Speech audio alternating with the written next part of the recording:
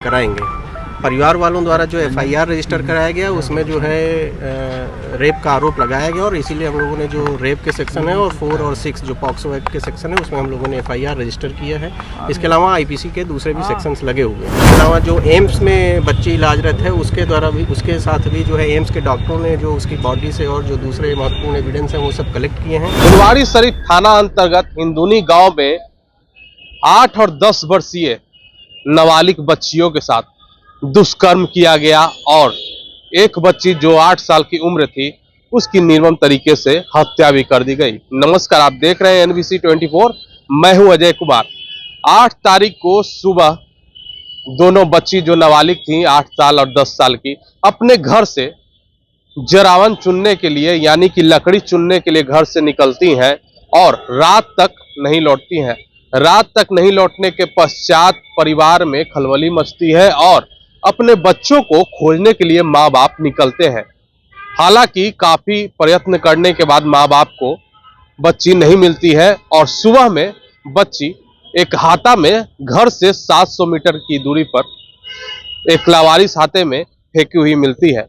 आपको बता दें कि जो बच्ची का देहांत हो चुका है वह बच्ची 8 वर्ष की थी और जो पटना एम्स में अभी एडमिट है वह नाबालिग बच्ची का उम्र 10 साल है। निर्मम तरीके से इन दोनों नाबालिग बच्चियों के साथ रेप किया गया है और पटना पुलिस इसकी पड़ताल में जुट गई है।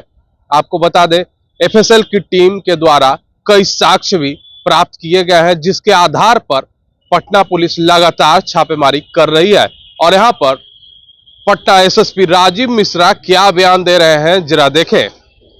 शरीफ में जो एक बच्ची की मौत होती है और एक बैटलिंग फॉर लाइफ, क्या पूरा मामला है? कहा जा रहा है कि रेप का मामला है, वहाँ प्रोग्रेशन हो रहा है। देखिए, पहले तो आपको ये अपडेट कर दें कि जो दूसरी बच्ची जो इंजर्ड है वो उसकी लाइफ को कोई थ्रेट नहीं है, वो सुरक्षित है। उसको से रिकवर होने में कुछ समय लग रहा है और डॉक्टरों ने जो एडवाइस किया है उसके हिसाब से हम लोगों ने अभी कोई फॉर्मल स्टेटमेंट नहीं रिकॉर्ड किया है।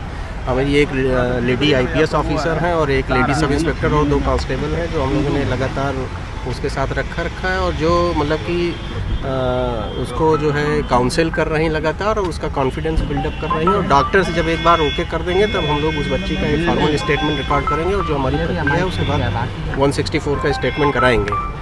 परिवार वालों द्वारा जो एफआईआर रजिस्टर कराया गया उसमें जो है रेप का आरोप लगाया गया और इसीलिए हम लोगों ने जो रेप के सेक्शन है और 4 और 6 जो पॉक्सो एक्ट के सेक्शन है उसमें हम लोगों ने एफआईआर रजिस्टर किया है।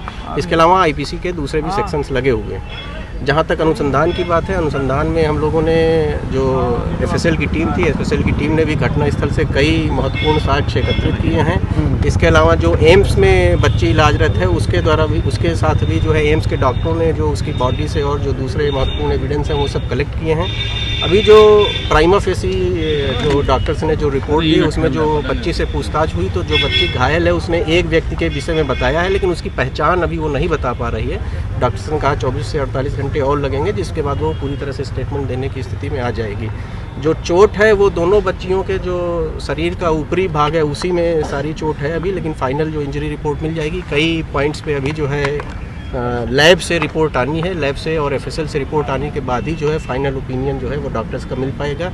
जिस बच्ची की मृत्यु हुई है उस बच्ची का अभी पोस्टमार्टम रिपोर्ट हम लोग को नहीं मिला है। जैसे ही पोस्टमार्टम रिपोर्ट मिलेगा तो उससे भी हम लोग आगे जो है कार्रवाई करेंगे। इस पूरे मामले के जो पर्यवेक्षण जो है सीधे मेरे द्वारा किया जा रहा है और उसमें अनुमंडल पुलिस पदाधिकारी फुलवारीशरीफ और उसके अलावा महिला थाना की थाना अध्यक्ष SHO फुलवारी से एक और महिला सब इंस्पेक्टर, टेक्निकल सेल के इंस्पेक्टर, ऐसी एक टीम बनाई गई है जिसमें जो तकनीकी पक्ष है उसका भी अनुसंधान किया जा रहा है और जो ट्रेडिशनल इन्वेस्टिगेशन का तरीका है उसका भी अनुसंधान किया जा रहा है। सारा जो प्रदर्श जो हम लोगों ने जब्त किया है फिजिकली घटनास्थल से और उसके अलावा जो लड़कियों के शरीर से जो साक्ष्य मिले हैं वो सब हम लोगों ने जो हमारा SOP है रेप केसेस का इन्वेस्टिगेशन का उस तरीके से किया है। उसमें फर्दर अगर कोई FSL से हम लोग को रिपोर्ट मिलेगी तो हम लोग उसको अपने अनुसंधान में शामिल करेंगे। गिरफ्तारी जाहिर सी बात है कि पटना SSP राजीव मिश्रा ने साफ तरीके से कहा है कि जो भी दोषी होंगे उन्हें जल्द से जल्द पकड़ लिया जाएगा, उन्हें कारावास में भेजा जाएगा। हालांकि राजीव मिश्रा ने बताया है कि जो 8 साल की बच्ची थी नाबालिग उसका पोस्टमार्टम रिपोर्ट अभी नहीं आया है। पोस्टमार्टम रिपोर्ट आने के बाद कई ऐसे सबूत भी पटना पुलिस के हाथ लगेंगे, जो कि अपराधी को ढूंढने में काफी सफल उद्भेदन करने में काम देंगे। आपको बता दें कि यह पहली घटना नहीं है राजधानी में। बीते दिन के भी घटना बताते हैं कि राजीव नगर थाना अंतर्गत भी एक 6 साल की बच्ची के साथ रेप का प्रयत्न किया गया है।